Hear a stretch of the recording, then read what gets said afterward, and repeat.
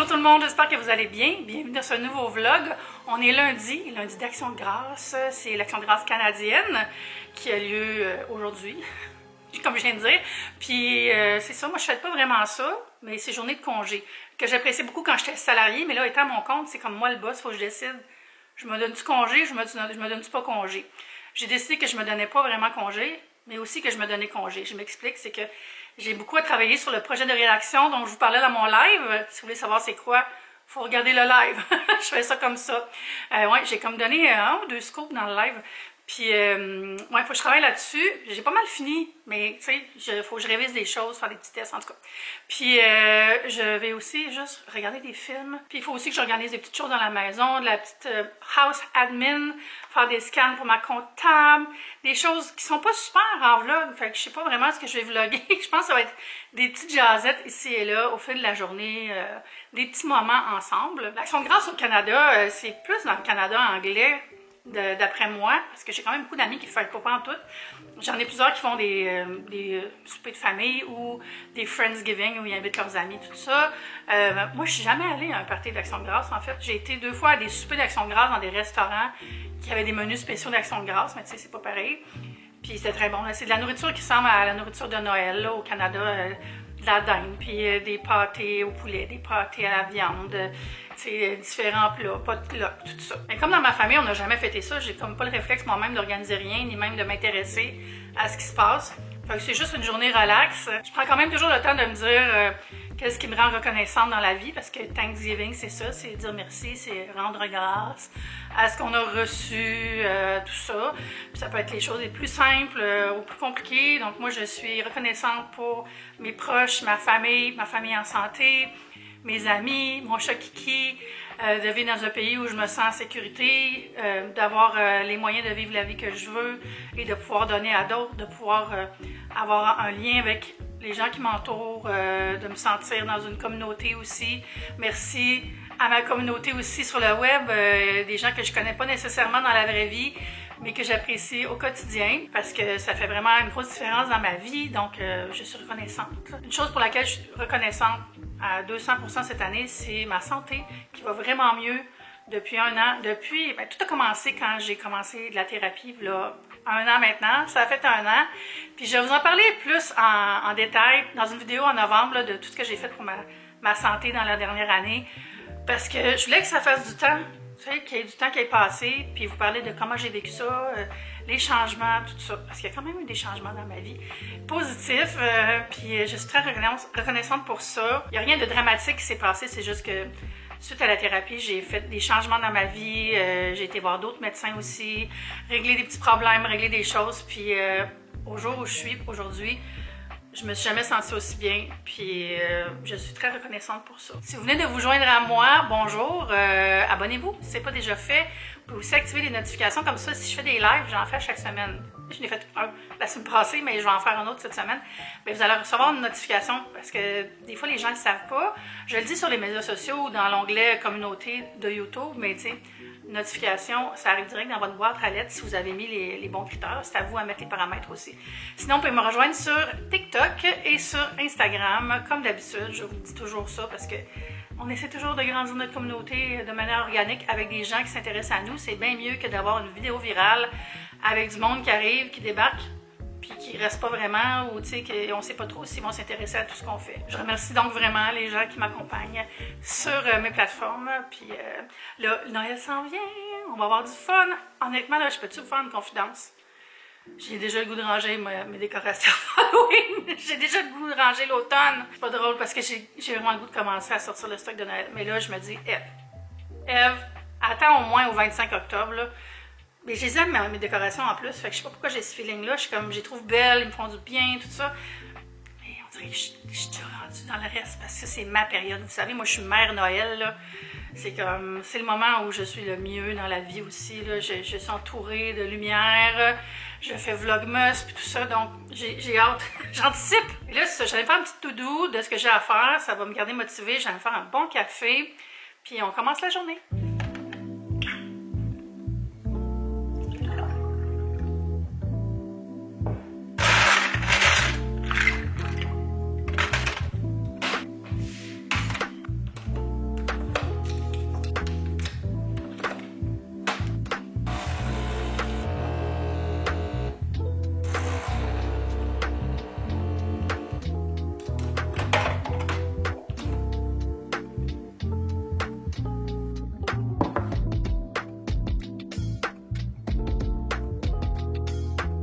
J'étais en train de trier une autre batch de livres de recettes, puis là, je me suis rappelé que j'avais reçu ça vendredi, je pense. C'est le nouveau livre de Lucie Rose Lévesque, Juste des hits. Elle a testé et amélioré des recettes du web, vraiment buzz recipe, mais pour vrai, on pourrait penser que c'est des recettes bizarres, mais c'est tout ce qui est plus normal. Dans le fond, c'est des recettes qui sont populaires sur Internet, qu'elle aimait à sa façon, vraiment un beau petit livre. Elle a travaillé fort là-dessus, mes amis. Si vous saviez, les livres de recettes, là, c'est vraiment beaucoup de travail. Mais bravo, Lucie Rose. Je vais essayer au moins 5 recettes. Je trouve que 5 recettes, c'est le bon nombre de recettes pour savoir si on aime vraiment un livre. Ça veut dire qu'on a fait différents styles. J'ai avancé mon tri de livres de recettes. On regarde ça, on regarde ce que je garde pas. C'est vraiment des beaux livres. Puis c'est pas parce que je veux pas, que je les aime pas. C'est juste que je les ai appréciés. Puis là, c'est le temps de les redonner. Et ça, c'est un magnifique livre qui s'appelle Marché Jean Talon, recettes et portraits par Suzanne Semenac, que j'admire beaucoup. Vraiment un beau livre. Ensuite, Montréalissimo de Lynn Faubert et Michele Forgione, qui sont deux personnes que j'aime beaucoup. Des belles recettes et histoires à l'italienne, inspirées par la petite Italie de Montréal. Mais c'est beaucoup des récits, tout ça. Fait que beau livre à explorer, mais je vais le laisser aller vers quelqu'un qui va le redécouvrir. Ensuite, j'ai Tous à vos chaudrons. C'est un collectif de recettes. Je pense que c'est un vlog, ça. Un blog, je veux dire. 100 recettes proposées, testées et approuvées par la communauté Tous à vos chaudrons. Puis honnêtement, je ne l'ai pas vraiment exploré, mais il est très joli, là. Mais là, il faut que je fasse des choix. Alors, il ira chez quelqu'un d'autre. Je vais aussi donner Miss Conserve, parce que j'ai un autre livre de conserve, de mise en conserve que j'utilise plus, mais il est vraiment chouette, là. C'était le tome 2. Ouais, un beau petit livre. Le livre de recettes du Québec, il y a des bonnes recettes, mais je trouve que les photos, tu sais, ça fait un petit peu old school, puis ça m'intéresse moins. Ça, c'est tout des magazines. Ici, de Max Lafamé, Foods Air Fryer, des recettes. Moi, je me débrouille quand même bien là, en air fryer. Fait que j'ai amené à ma belle-mère, à mon père, à qui j'ai offert un air fryer. Puis je pense que ça va vraiment les inspirer parce qu'il y a vraiment des chouettes recettes. Les livres de Geneviève Evrel sont super beaux, mais je cuisine jamais rien avec. Donc, quelqu'un d'autre pourra peut-être plus s'en servir. C'est vraiment celui de soupe repas, là, il est vraiment beau. Là. Mais c'est ça. Il faut faire des choix, comme j'ai dit. Boire le Québec de Rose Simard aussi. Je ne bois vraiment plus beaucoup d'alcool. Alors, je connais quelqu'un qui va faire plaisir parce que c'est un magnifique livre avec plein de trucs, des produits de chez nous. Vraiment, là, Rose est vraiment bonne. Là. C'est comme ma mixologue préférée. Finalement, c'est ici la recette d'un livre de recettes. C'est comme un petit guide sur, justement, comment faire un livre de recettes. Super intéressant. Puis, à découvrir si on veut se lancer là-dedans. Voilà, ça, comme c'est tous des produits reçus, je vais les donner. Justement, je vais vous parler de quelque chose à ce sujet. Je vais vous montrer quelque chose qui me relaxe vraiment beaucoup. Vous m'avez vu en parler dans mon vlog quand je suis allée à Plattsburgh il y a quelques jours. Je cherchais des sacs à surprise Calico Critters. On m'a demandé c'est quoi ça? C'est vrai, j'ai pas vraiment expliqué. C'est ça ici. J'en avais acheté, je pense, 6 cet été parce que j'en avais trouvé au Walmart sur l'Angely. Quand j'étais allée passer une journée avec Andrew Perriand, on est arrêté au Walmart, acheter des jeux.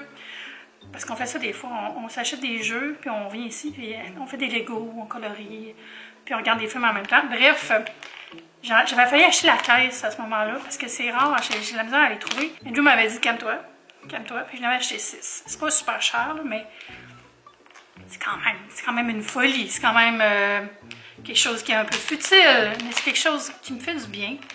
C'est ça, c'est des blind bags qu'ils appellent des sacs à l'aveugle. Il y a différentes séries.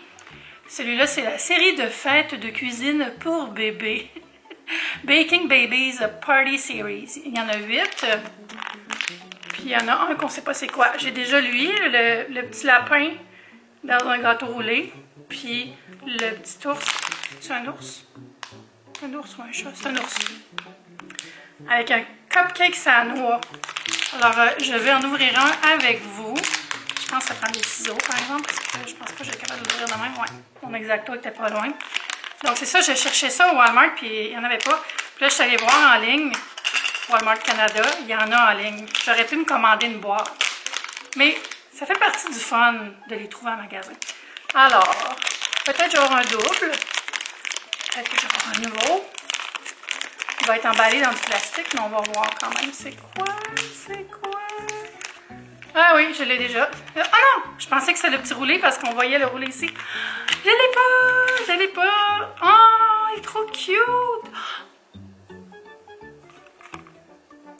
Regardez ça! Oh, ça me ramène en enfance. Que voulez-vous? Fait que ça, c'est Alissa. Elle a une petite culotte courte rouge. C'est comme un chat ou un ours, là, je suis pas certaine. Puis, ils ont tous un accessoire. Là, c'est un chapeau avec un gâteau sur le dessus. Là, c'est un chapeau en forme de gâteau. On se rappellera que c'est la série de fêtes de cuisine pour bébés. Donc, ils ont toutes une thématique alimentaire et très boulangère même. Regardez ça, le petit chapeau. Very demure. Alors, on va lui mettre sur la tête. Comme ça. Mais quel look incroyable. Ah non, en fait, il faut que je mette la boucle en avant. Wow! Puis moi, j'aime ça les mettre dans mon appartement, genre dans des lieux incongrus. Si j'en ai assez un jour, je m'achèterai une petite étagère pour les montrer, mais j'aime mieux pas en avoir trop non plus. C'est ça l'affaire. Regardez comment c'est cute. Je capote. Tu sais, moi, j'ai tendance à me lancer dans les hobbies, à me lancer comme tête perdue, mais je suis mieux depuis un certain temps. Puis, certaines thérapies. Puis, je suis capable de vivre mes passions sans me ruiner ou sans, j'exagère un peu, là, mais tu sais, sans trop y aller trop fort. Là. Fait que là, comme je suis fière parce que j'avais acheté 6 sacs, puis c'est le 3e que j'ouvre depuis juillet, je crois. Super. Fait que je vais trouver un petit spot pour celui-là.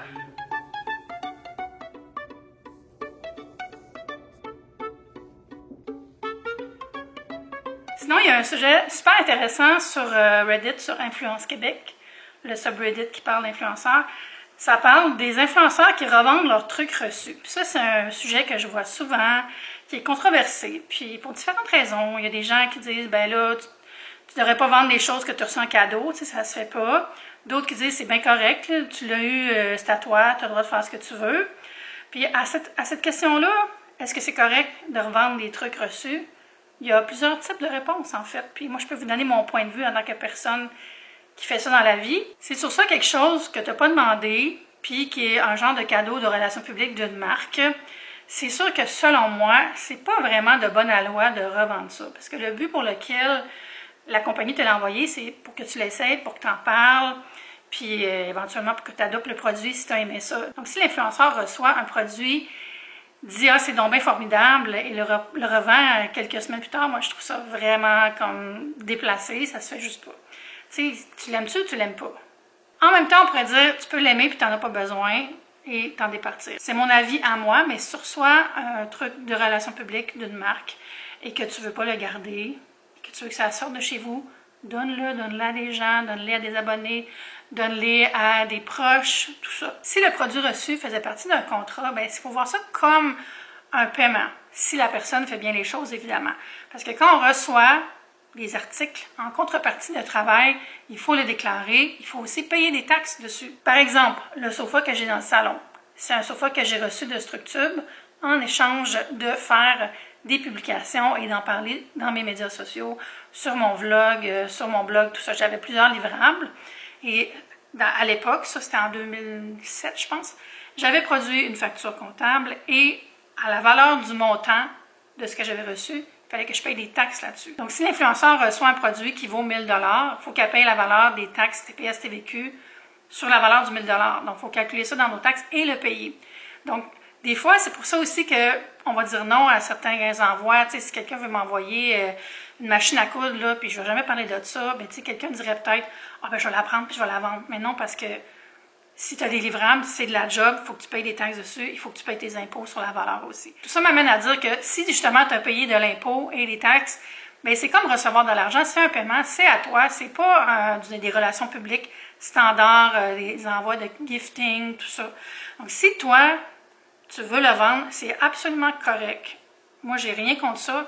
Il y a eu une contrepartie, le message a été passé. C'est sûr que si tu reçois, mettons, des matelas, t'en parles, tu fais une commandite avec la compagnie de matelas que tu déclares ou whatever, là.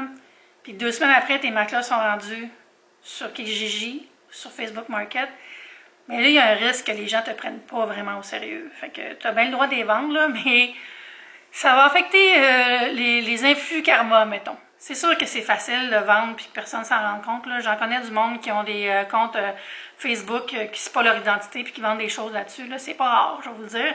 Mais la majorité des gens, par contre, déclarent ce qu'ils reçoivent dans les gens que moi je connais. Vont déclarer ça sur les impôts, les contrats, les produits reçus. J'ai vu qu'il y a du monde qui se crée des groupes privés pour revendre les choses qu'ils reçoivent. Puis ça, je trouve ça tellement pas correct. Là. Je trouve que c'est comme, il y a quelque chose de mesquin là-dedans. Tu sais, t'as tellement de privilèges déjà. Pourquoi, en plus, vendre des choses secrètement, tout ça? J'ai rien contre le fait de remettre des objets dans l'économie, là.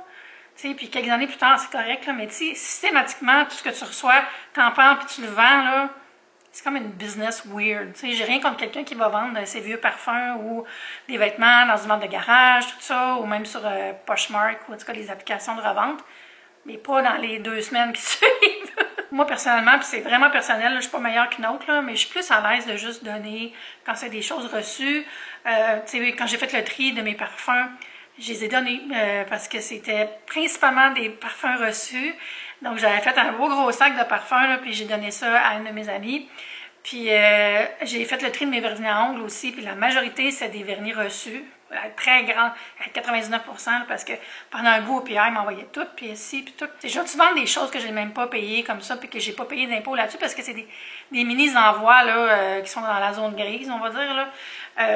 Fait que moi, j'aime mieux les donner. Je les avais donnés à des voisines, puis ça a fait bien des heureuses. Ça, c'est ma façon de voir les choses, mais pour les influenceurs, n'oubliez pas que les produits reçus en contrepartie de travail, il faut les déclarer, il faut payer des taxes là-dessus. Vous pouvez les vendre ou non, ça vous appartient.